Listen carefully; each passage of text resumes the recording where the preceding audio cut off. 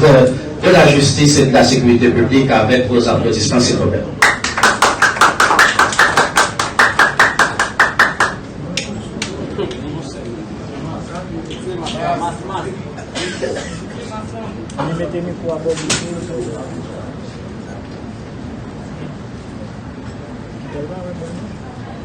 Monsieur le représentant du Premier ministre, Monsieur le secrétaire général du Conseil des ministres, Monsieur le directeur général du ministère de la Justice et de la Sécurité publique, Monsieur le commandant-chef des forces de police, le directeur général de la police, Monsieur l'inspecteur général en chef de la police, Monsieur le directeur et Monsieur le directeur général,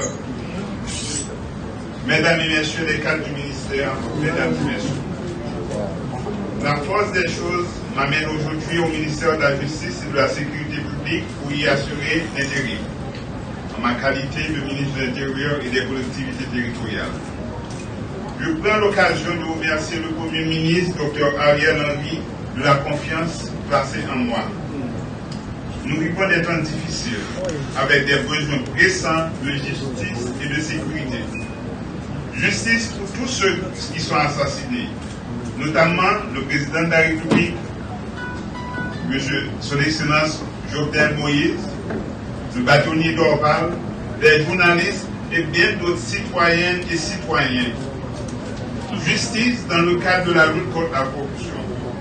Justice pour tous ceux qui sont en prison pour toutes sortes de raisons, mais sans possibilité de voir leur juge naturel, encore moins de bénéficier d'un procès équitable dans les délais prévus par la loi.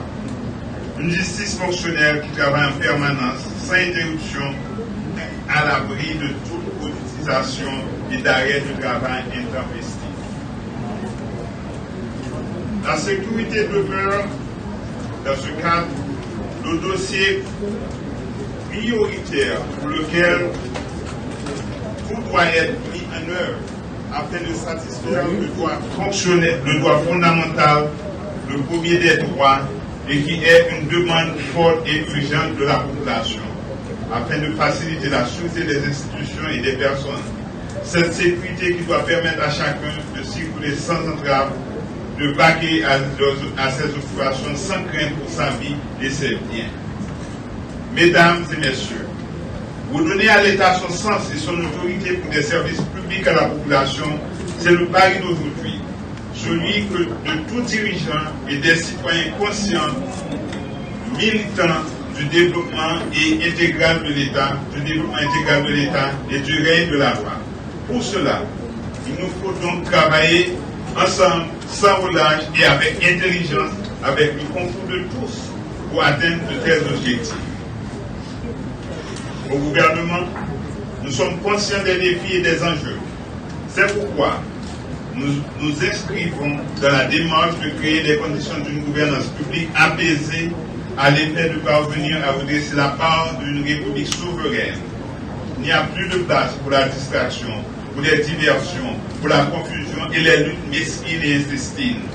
La population attend de nous que nous nous mettions au travail, tout de suite. Dans cette quête, la loi doit reprendre ses droits et nous guider dans la recherche de solutions viables et durables. C'est donc dans cette voie que je m'engage durant l'intérim. Je souhaite pouvoir payer la voie au redressement de nos institutions. Nous devons établir cette nécessaire cohérence et d'harmonie entre les pouvoirs judiciaires et le pouvoir exécutif qui sont tous deux impliqués dans la gestion de la justice et concourent à asseoir l'ordre public. Mais aussi, nous devons responsabiliser les autorités locales, les renforcer et les habituer, les habiliter à assumer leur première tâche qui est celle de garantir la sécurité de leur population. Mesdames et messieurs, la tâche est immense. Il faudrait toute la journée pour pouvoir en parler en profondeur.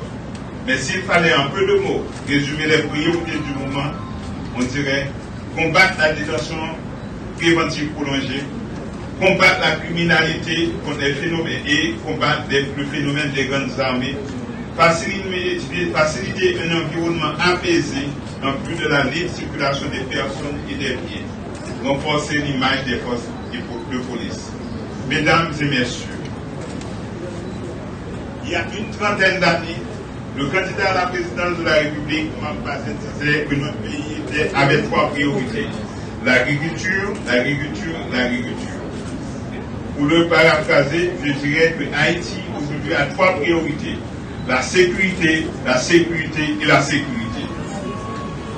2 ministères sont responsables de la sécurité nationale, le ministère de l'Intérieur et des collectivités territoriales, et celui de la justice et de la sécurité publique. Et les deux institutions sont désormais placées sous ma responsabilité. Je ne sous-estime point l'étendue des responsabilités placées sous mes épaules. Je demande à Dieu la force et la sagesse de les assumer sans arrogance, mais également sans crainte. Monsieur le représentant du Premier ministre, distingués collègues, je m'efforcerai jusqu'au bout de justifier a posteriori la confiance que vous avez placée en moi a priori. Alors encore une fois, je vous dis merci. Qui aurait dû être à ce Conseil des ministres. Il s'agit du ministre de l'Intérieur et des collectivités territoriales. Il s'agit du ministre de la Justice et de la Sécurité publique. Vous me direz peut-être que c'est le même personnage. Il s'agit aussi du nouveau secrétaire général du Conseil des ministres, le docteur Josué Pierre-Louis. Donc, on va devoir mettre fin à cette cérémonie, question de permettre à cette personnalité de regagner le chef du gouvernement et les autres ministres pour ce Conseil des ministres combien important. À l'instant même, on voudrait inviter les personnalités ici présentes à saluer le nouveau ministre de la Justice et de la Sécurité publique en guise de conclusion pour mettre fin à cette cérémonie d'installation. Donc, on appelle le secrétaire d'État à la Sécurité publique, le DG de la police, les membres du haut état-major de l'institution policière, le doyen du tribunal pour l'instance de Port-au-Prince, le commissaire du gouvernement près le tribunal de première instance de Port-au-Prince, les différents substituts du commissaire du gouvernement qui ont bien voulu prendre part à cette cérémonie, les responsables d'organisations de droits humains, et on appelle Maître Robert Paul et du barreau de Port-au-Prince également à saluer le nouveau ministre de la Justice et de la Sécurité publique.